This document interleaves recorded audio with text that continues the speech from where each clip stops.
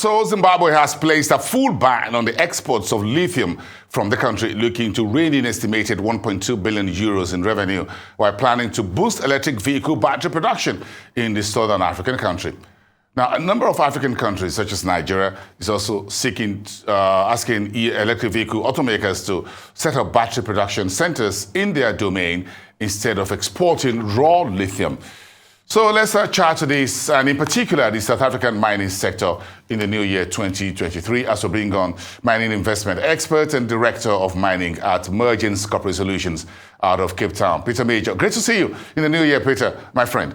It's good to see you again. Boss, it's great seeing you again.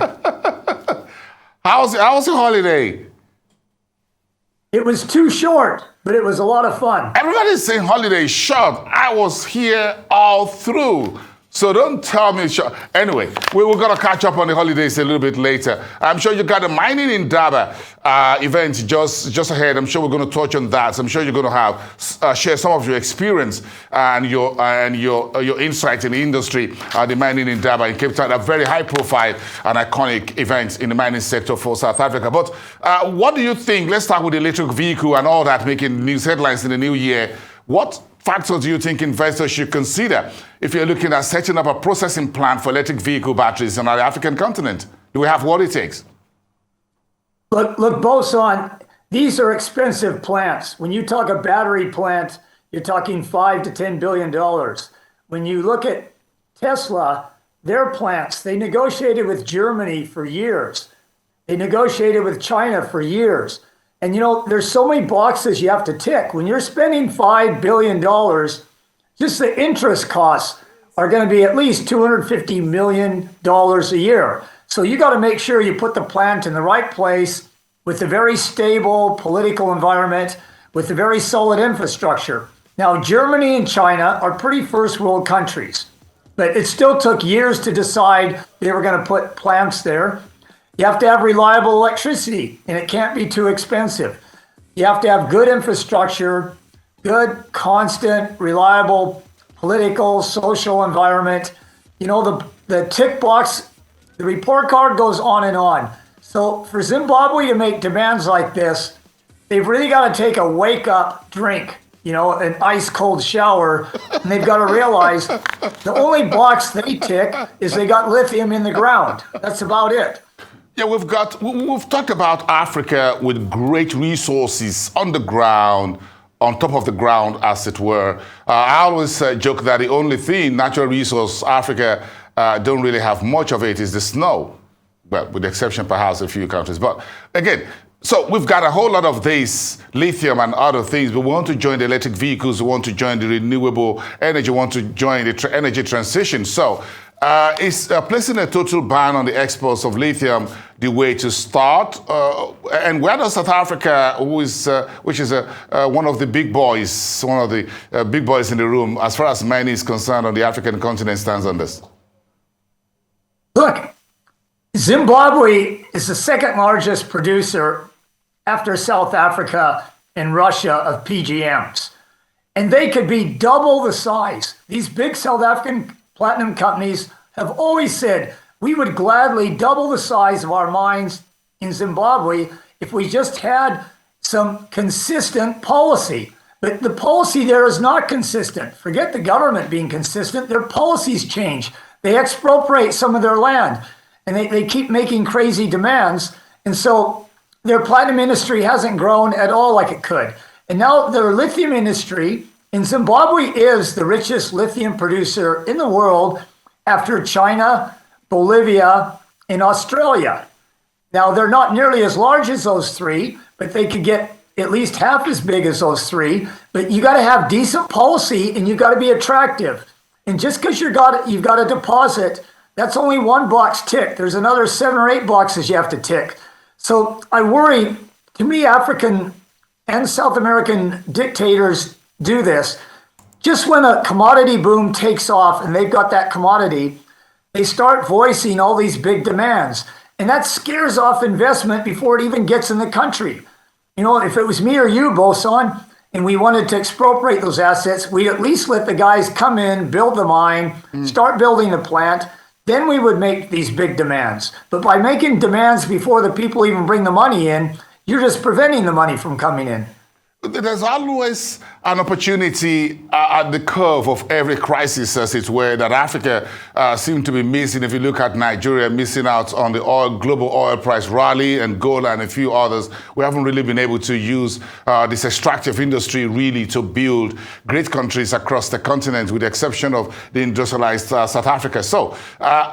But even South Africa currently is facing stage 4 load shedding from Eskom. What's the outlook on this for the mining industry in 2023? What are you hearing on the ground? Boson, it's not good. If you look at our refining capability on our mining industry, it was way higher up the curve 30 years ago than it is today. You know, we had multiple steel plants. We had much more gold refining. Our PGM refining is probably about the same. Base metal refining has fallen. Chrome, steel, stainless steel, all of our, our value added to our mining products, it's gone in reverse for the last 20, 30 years because of bad policy, because of bad, unreliable electricity, because of bad infrastructure, because of construction mafias and literally community mafias. So nobody can afford to take value add up the curve because you need reliability and all those factors I just mentioned. So it's just a pipe dream, and it's just talking hot air. I don't know who it's for. Is it for the masses? Because the investors don't listen to it because they know it's hot air, and they know we're not going to help build any of these refineries because you can't deliver any of the essentials we need to make those refineries run, to get a payback on our investment. Well, so what's going to be the key talking points at the Mining in Durban conference, Peter? Look, most of the world, and definitely the mining industry, wanted to see Cyril Ramaphosa get reelected. So they're going to be waiting with bated breath and their eyes wide open to hear Cyril tell them how he's going to make electricity more reliable, how he's going to make the roads better, and a lot of the other infrastructure.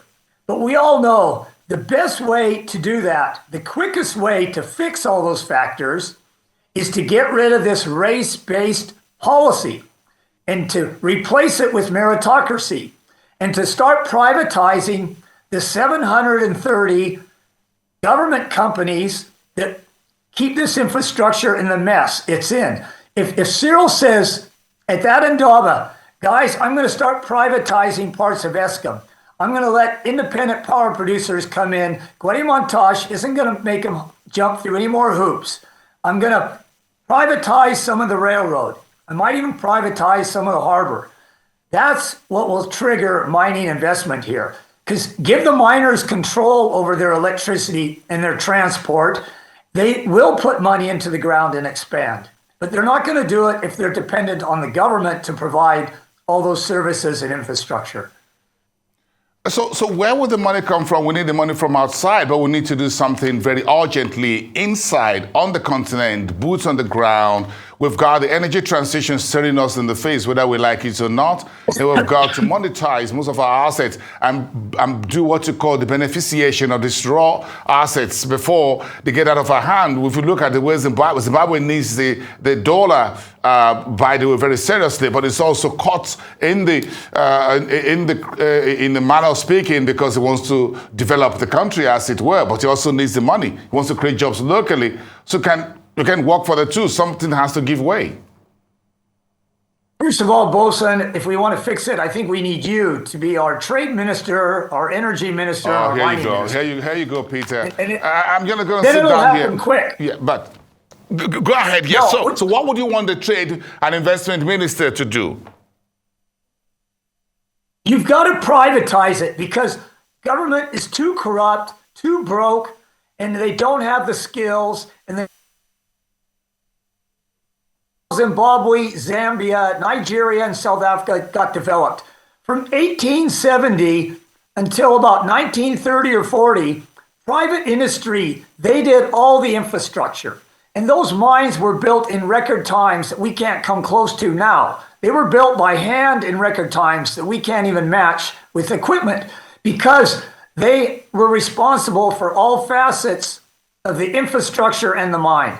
So this government, if it wants to fast track beneficiation, if it wants to fast track increased jobs in mining, they have to turn it over to private industry, and private industry will get that money in tomorrow. But the money's not going to come in and give it to the government to do it. So you're right, government's in a corner here. Nobody will give them money, and they don't have the capability to do any of this beneficiation or fixing infrastructure. So either they do it today or they do it tomorrow or next year, but they're going to have to privatize and change their policy and allow freedom to all the mining companies to do this infrastructure and beneficiation development. Okay, on a final note, is there anything in the 2022-2023 budget of President Ramaphosa for the mining industry? Sorry, say that again. I didn't quite understand it. Yeah, I was trying to understand if there's anything. What's in the budget, the current budget for South Africa for the mining sector? What's in store for the mining sector with Mr. Ramaphosa? Yes, as far as the current budget is concerned, you know, the 2023 budget that's currently on the table. Well, I don't know. We were using that as an excuse. We were saying he needs to surround himself with people he trusts, and then he will be bolder on policy. So I think that's what we can expect. I think he will be a bit bolder. He has a lot more allies in his cabinet than he did when he took over from President Zuma. He had all of Zuma's allies around him, and they sabotaged him every step of the way. They had a axe over his head the whole time. I think that axe is removed. So he actually has no excuse. He got a real solid mandate in this election. He can really do what he wants. He can do what needs to be done, and he'll have a tailwind of support. So he's never had it better. He better take advantage of it now. All right. Okay, great. We'll check in with you regularly, as always, on the show here. Thank you so much for your time and those insights on the mining sector, not just in South Africa, but the entire Africa. Thank you so much, Peter Major, mining sector investment expert and director, mining. Have a great time and see you sometime in the year. I promise.